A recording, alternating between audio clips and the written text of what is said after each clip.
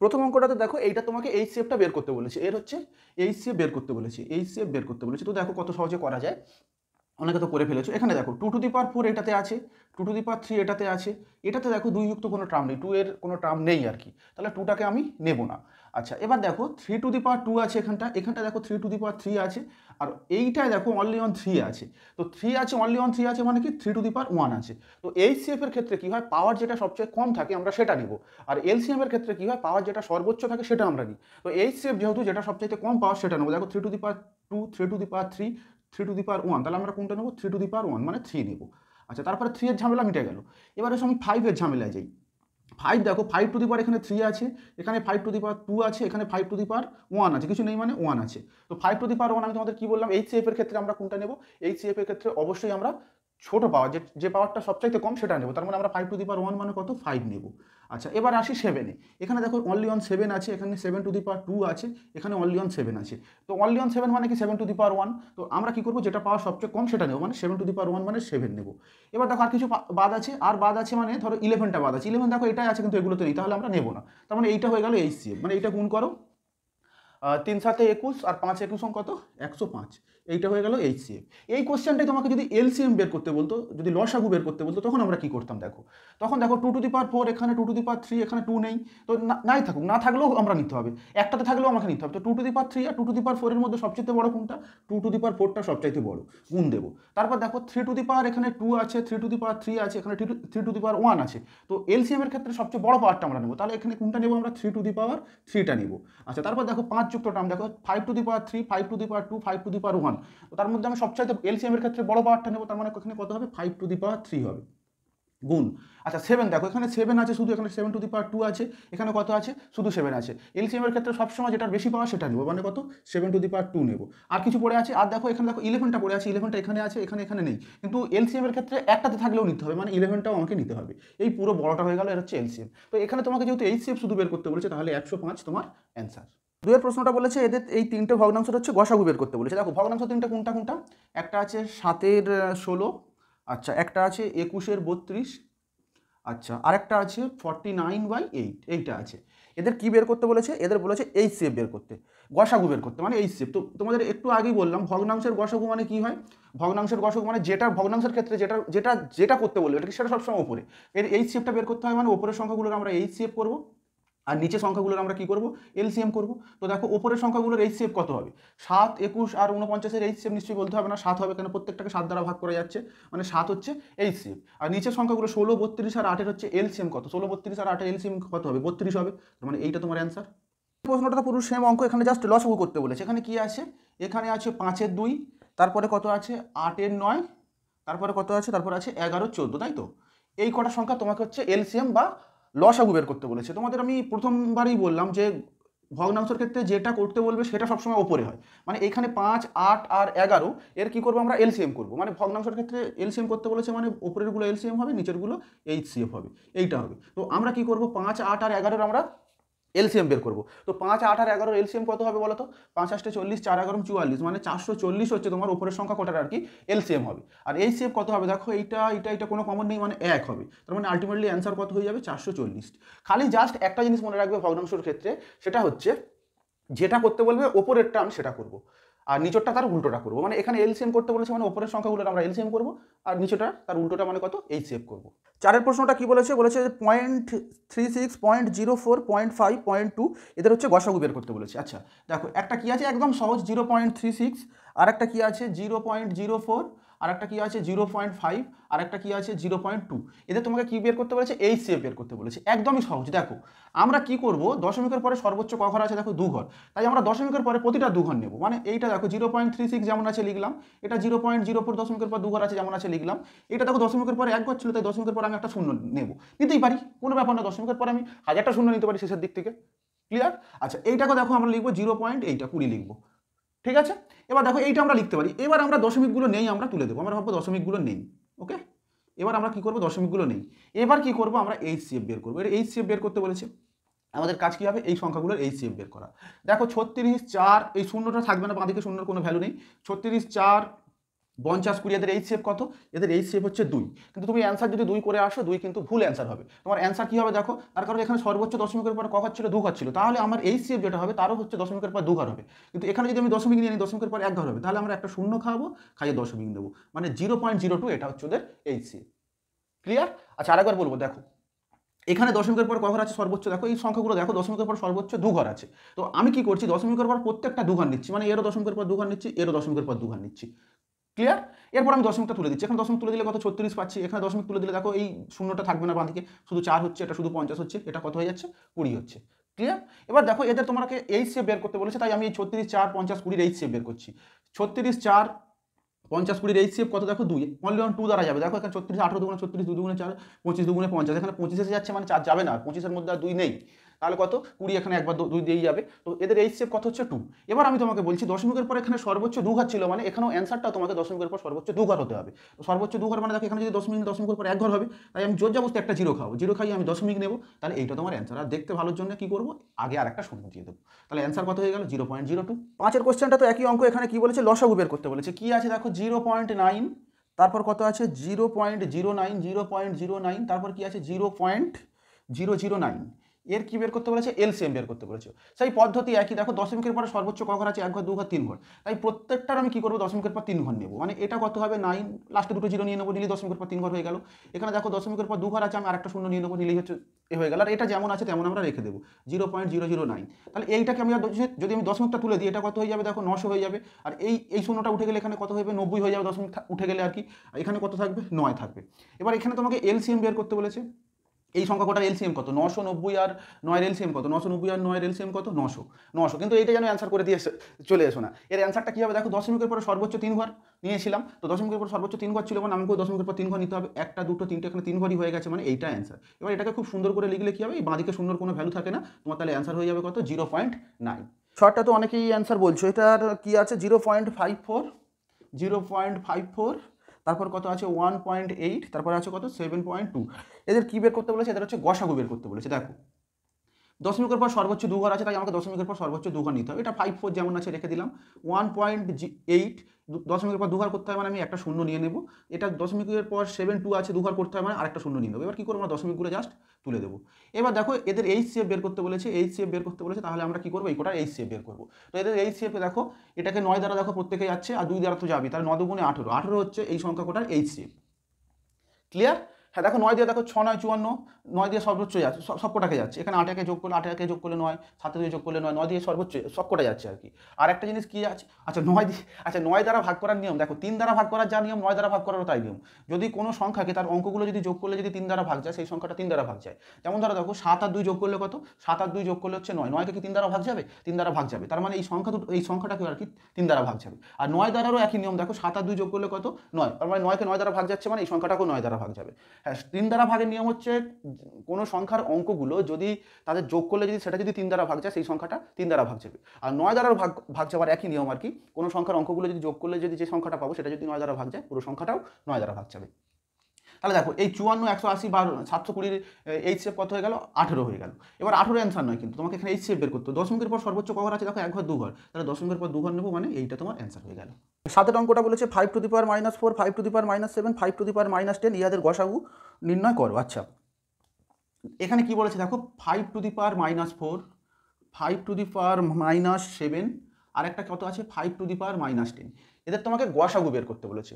গসাগু মানে এইচসিএফ বের করতে বলেছে। দেখো এইচসিএফ বের করতে বলেছে, এদের এইচসিএফ হবে 5 টু দি পাওয়ার -10। কেন হবে বলছি শোনো, তোমরা 5 টু দি পাওয়ার 4 যারা অ্যান্সার বলছো ভুল বলছো, তোমাদের কি ভুল হচ্ছে আমি সেটাও বলছি। তো দেখো গসাগু মানে কি, পাওয়ারগুলো যদি এই দেখো এতে প্রত্যেকটার এতে নিচে 5 আছে, আর পাওয়ারগুলো আলাদা আলাদা আছে। তো গসাগুর ক্ষেত্রে নিয়ম কি, যেটা সবচাইতে ছোট আমাকে সেটা সবচাইতে নিতে হয়। তো দেখো -4 -7 -10 এদের মধ্যে সবচাইতে ছোট কোনটা, ছোট কিন্তু -10। তোমরা সেই সংখ্যা রেখার কনসেপ্টের কথা ভেবে দেখো, এটা তো 0, -1 -2 -3, মানে এই দিকে যত এদিকে আসবো তত ছোট হবে, আর +1 +2 যত এদিকে যাবো তত বড় হবে। মাইনাসের ক্ষেত্রে কিন্তু যত বড় সংখ্যার আগে মাইনাস থাকবে সেই সংখ্যাটা তত ছোট হবে। দেখো এখানে তুমি নর্মালি 4 7 আর 10 যদি থাকতো, তার মধ্যে সবচাইতে বড় সংখ্যা কোনটা বলতাম 10 বলতাম, কিন্তু মাইনাসের ক্ষেত্রে দেখো যদি -4 -7 -10 আছে, তাহলে আমরা বলে দেবো -10টা কিন্তু সবচাইতে ছোট সংখ্যা।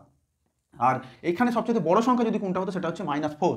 যত বড় সংখ্যার আগে মাইনাস থাকবে সেই সংখ্যাটা তত ছোট হবে আর কি, বুঝতে পারলে? তোমাকে যদি এই -4, -7 আর -10 এদের মধ্যে যদি ছোট সংখ্যা বের করতে বলে, ছোট সংখ্যা কিন্তু -10 হবে।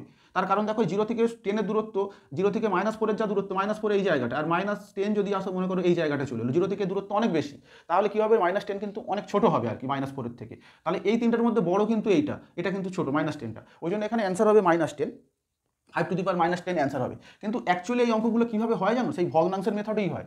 দেখো 5 টু দি পাওয়ার, তোমরা একটা জিনিস হয়তো জানো, a two the power -n মানে এই মাইনাস থাকলে 1/a two the power n লেখা যায়। এটা হচ্ছে সূচকের নিয়ম আর কি, তোমাদের সূচক করানো হয়নি, কিন্তু এটা জাস্ট নিয়ম আর কি।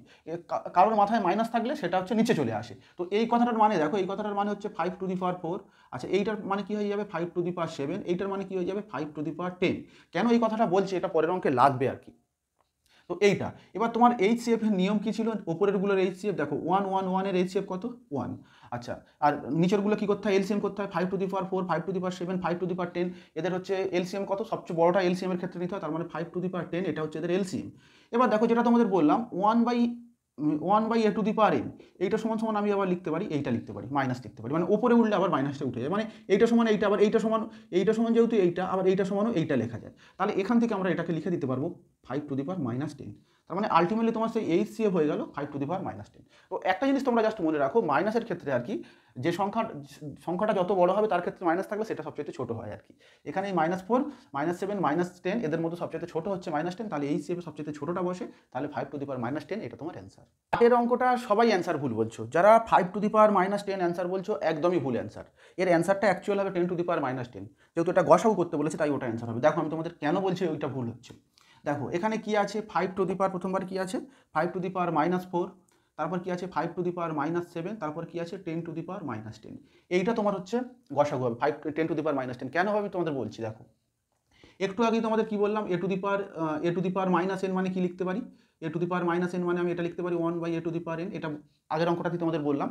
তো দেখো এখানটা দেখো, এইটা তার মানে আমি লিখতে পারি কি 5 টু দি পাওয়ার 4 লিখতে পারি, এটা মানে কি 1/5 টু দি পাওয়ার 7 লিখতে পারি, এটা মানে কি লিখতে পারি 1/10 টু দি পাওয়ার 10 লিখতে পারি, এটা লিখতে পারি, তাই তো? এবার দেখো 10 টু দি পাওয়ার, আমি একটু নিচে করি, 10 টু দি পাওয়ার 10 এই কথাটাকে আমরা কীভাবে লিখতে পারি, দেখো 10কে যদি ভাঙি এইটা লিখতে পারি, তাই তো? হ্যাঁ, এই 10টাকে ভেঙে নিচ্ছি, 5 2 10। এইবার দেখো এইটাকে আমরা কি লিখতে পারি, এইটাকে আমরা এবার পাওয়ারটাকে প্রতিটার মাথা নিয়ে নিচ্ছি, এই 5-এর মাথায় নিয়ে নিলাম গুণ, 2-এর ফার্স্ট ব্র্যাকেটটাকে তুলে দিচ্ছি, এইটা লিখতে পারি তো। তার মানে 10 টু দি পাওয়ার 10কে আমরা এটা লিখতে পারি 5 to the power 10 into 2 to the power 10। তাহলে এইখানে কি করব, ওই জিনিসটাই বসিয়ে দেবো। দেখো 5 to the power 4, 1/5 two the power 7, আর এইখানটায় আমরা 10 টু দি পাওয়ার 10 এর জায়গায় লিখবো কি 5 টু দি পাওয়ার 10 গুণ 2 টু দি পাওয়ার 10। ক্লিয়ার? এবার দেখো তোমরা অঙ্কটা করতে পারবে, দেখো এদের HCF বের করতে বলেছে। আচ্ছা, এবার HCF বের করো, এদের HCF দেখো, এইটার HCF কত, মানে HCF বের করতে মানে বলেছে মানে কি, ভগ্নাংশগুলোর HCF বের করতে হবে। 1 1 1 এর HCF কত 1, উপরের গুলোর HCF বের করলাম, নিচেগুলোর আমাকে LCM বের করতে হবে। তো নিচগুলোর দেখো, এখানে 5 টু দি পাওয়ার 4 আছে, 5 টু দি পাওয়ার 7 আছে, এখানে 5 টু দি পাওয়ার 10 আছে। তো LCM এর ক্ষেত্রে বড়টা নিতে হয়, মানে 5 টু দি পাওয়ার 10টা নেব। ক্লিয়ার? যেহেতু নিচেরগুলো আমরা LCM করছি, তাহলে আমরা 2 টু দি পাওয়ার 10টা একলা আছে বলে বাদ দিতে পারবো না। LCM এর ক্ষেত্রে সবগুলোকে নিতে হবে, যেহেতু আমরা নিচেটা LCM করছি, তো তাহলে এখানে আমাকে 2 টু দি পাওয়ার 10টাও নিতে হবে। তাহলে এখানে কি হয়ে গেল, এইটা মানে কি হয়ে গেল, দেখো এইটা মানে তুমি এটা লিখতে পারবে 5 গুণ 2 হোল টু দি পাওয়ার 10, এইটা মানে কি 1/10 টু দি পাওয়ার 10, আর এইটা মানে কি লেখা যায় 10 টু দি পাওয়ার -10, যেটা এখান থেকে এইটা যেটা এসছে আর কি। তাহলে এইটাই তোমার অ্যান্সার, 10 টু দি পাওয়ার -10। 9এর প্রশ্নটা যারা 3 টু দি পাওয়ার 2 অ্যান্সার বলছো তাদের একদম কারেক্ট অ্যান্সার। দেখো কি বলেছে, 9এর প্রশ্নটা বলেছে 3 টু দি পাওয়ার -5, আর একটা কি বলেছে 3 স্কোয়ার, আর একটা কি আছে 6 টু দি পাওয়ার -7। দেখো কি জিনিসটা ঘটছে, এটাকে আমরা লিখতে পারি 3 টু দি পাওয়ার 5, এটাকে লিখতে পারি কি 3 টু দি, এটা যেহেতু প্লাস আছে আমাকে কিছু করা যাবে না, তো আমি উপরে যেমন আছে তেমন রেখে দিই, এটা নিচে খালি জাস্ট একটা 1 লিখে দিই। হ্যাঁ, তো আর এইটাকে কি লিখবো বলো তো, 6 টু দি পাওয়ার 7 লিখতে পারি তো। এই আবার 6টাকে যদি ভাঙি, দেখো 3 2 6, ভাঙার যদিও দরকার নেই, এইটা 3 স্কোয়ার বাই 1, এটা নিচে নামালাম, এটা নিচে নামাতে পারবো না, এটা আমি তোমাদের কি বললাম, a two the power -n সমান কি 1/a two the power n, মানে মাইনাস থাকলে নিচে নামানো যায়। তো এইটার মাইনাস নেই, তাই আমি নিচে নামাইনি। দেখো 3 স্কোয়ার আছে, ওখানে -2 নেই, বুঝতে পারলে, এগুলো সব মাইনাস ছিল। ক্লিয়ার? আচ্ছা, এটা দেখো, এটাকে আমরা লিখতে পারি কি 3 টু দি পাওয়ার 7 গুণ 2 টু দি পাওয়ার 7, মানে আগের অঙ্কটার মতো, যেটা সেই 10টাকে যেভাবে ভাঙলাম আর কি। তো এর কি বের করতে বলেছে, ইয়াদের হচ্ছে লসাগু বের করতে বলেছে। এলসিএম বের করতে বলেছে। তো এলসিএম এর নিয়ম কি, এটা ভগ্নাংশের ক্ষেত্রে ওপরের সংখ্যাগুলোর এলসিএম হবে।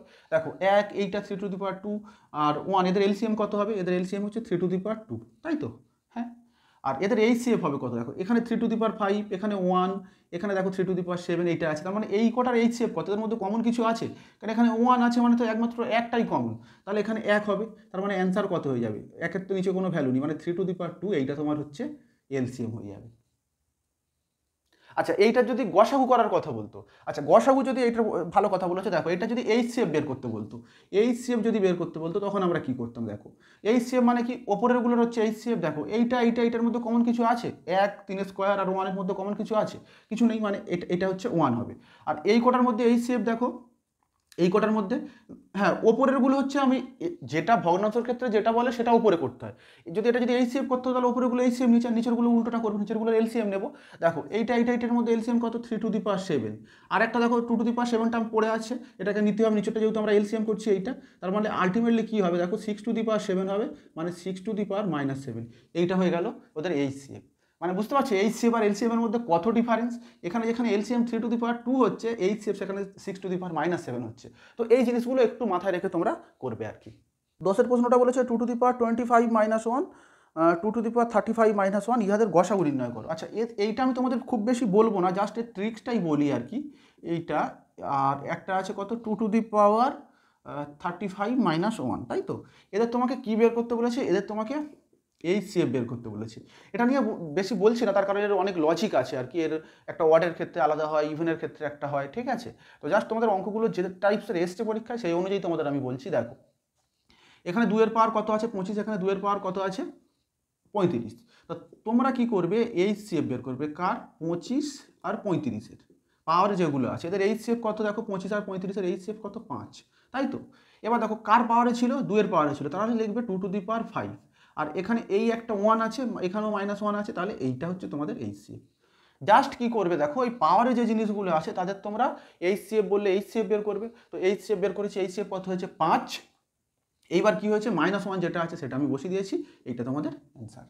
11-এর কোশ্চেনটা একই অঙ্ক, এখানে জাস্ট 3 দিয়ে দিয়েছে, এখানে কি বলেছে 3^45 - 1, আর একটা কি বলেছে 3^35 - 1, এদের এইচসিএফ বের করতে বলেছে, এদের এইচসিএফ বের করতে বলেছে। দেখো এইচসিএফ কী করবে, 3 আছে, 3 এর পাওয়ার কিছু একটা হবে, 3 এর পাওয়ার কী হবে 45, আর 35-এর তোমরা কী করবে এইচসিএফ বের করবে, এদের এইচসিএফ কত, এদের এইচসিএফ হচ্ছে 5, এদের এইচসিএফ, তাই তো? এই দুটোর আমরা এইচসিএফ বের করেছি, 45 আর 35-এর এইচসিএফ, তো এদের এইচসিএফ কত 5, মানে 3^5 - 1, এইটা অ্যান্সার।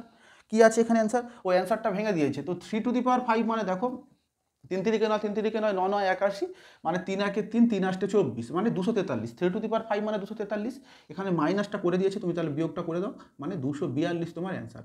প্রসেস সেই একই, তো পাওয়ারে যেগুলো আছে জাস্ট সেগুলো তোমরা এইচসিএফ করবে, যেটার পাওয়ারে ছিল সেটার মাথায় বসাবে, আর যেটা -1 বা +1 যেটা ছিল সেটা তোমরা লিখে দেবে, দিলেই তোমাদের অ্যান্সার। 12-এর কোশ্চেনটা দেখো একটু জাস্ট ঘুরিয়ে দিয়েছে, এখানে তোমাকে একই অঙ্ক জাস্ট একটু ঘুরিয়ে দিয়েছে, এখানে কি বলেছে দেখো 2^5 তার পাওয়ার আবার 15 আছে, 2^5 তার পাওয়ার আবার 15 +1, এইটা বলেছে, আরেকটা কি বলেছে 2^5 এর পাওয়ার কি বলেছে, এর পাওয়ার বলেছে 19 +1, এইটার কি বের করতে বলেছে, এইটারও তোমাকে এইচসিএফ বের করতে বলেছে, তাই তো? তো দেখো এটা কতটা সহজে করে ফেলা যায়, এইচসিএফ বের করবো। অ্যাকচুয়ালি তোমাদের কি বলেছিলাম, পাওয়ারে যে জিনিসগুলো থাকবে তাদের আমরা এইচসিএফ বের করবো। দেখো এখানে 2 এর পাওয়ার কি আছে, 2 এর পাওয়ার একটা আছে 5^15 আছে, আর একটা 2 এর পাওয়ার কি আছে 5^19 আছে, তো এই দুটোর আমরা কি করব এইচসিএফ বের করব। তো দেখো 5^15 5^19 এই দুটোর এইচসিএফ কত, এইচসিএফ এর ক্ষেত্রে যেটা সবচেয়ে ছোট হয় আমাদের সেটা নিতে হয়, তো ছোট কোনটা 5^15 এইটা সবচেয়ে ছোট, তাহলে আমরা এইটাকে নেব, তাহলে এদের এইচসিএফ হয়ে গেল এইটা, তাহলে আমরা এবার অ্যান্সার কি লিখবো বলো তো, 2^, এবার 5^15 লিখবো, আর +1টা যেমন আছে তেমন লিখবো, এইটাই হয়ে গেল ওদের হচ্ছে এইচসিএফ। মানে তোমার প্রসেস সেই একই, পাওয়ারের মাথায় যেটা থাকবে সেটা তোমরা এইচসিএফ করবে, আর +1 বা -1 যেটা থাকবে সেটা আমরা লিখবো। ক্লিয়ার? এটা যদি এলসিএম করতে বলতো তখন কি করতাম আমরা, এইটা আর এইটার এলসিএম করতাম, মানে 5^19 হতো, মানে 2^5 19 হতো, +1 হতো, এটা তখন এলসিএম এর ক্ষেত্রে তোমার অ্যান্সার হতো, জাস্ট উল্টোটা হবে।